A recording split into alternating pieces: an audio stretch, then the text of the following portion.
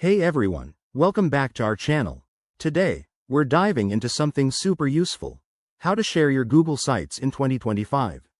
Whether you're a teacher sharing lesson plans, a business owner collaborating on a project site, or just someone wanting to show off your digital creation, this guide will have you sharing in no time. Google Sites has gotten even easier to use with the latest updates, so let's jump right in. First things first, make sure you're logged into your Google account and head over to sites.google.com. Once you're there, open the site you want to share. It's as simple as clicking on it from your dashboard. Now, look for the Share button. It's usually in the top right corner, represented by a person icon or link symbol. Click that, and you'll see a pop-up window with sharing options. Next, you'll want to decide who can access your site.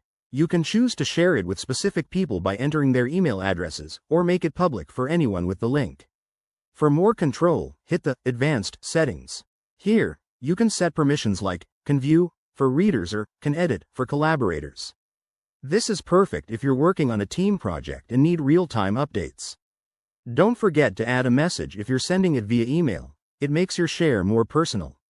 Once you've selected your options, hit Send or Copy Link to share it out. And just like that, your site is live for others to see. One quick tip: always double-check your sharing settings to avoid any accidental public exposure.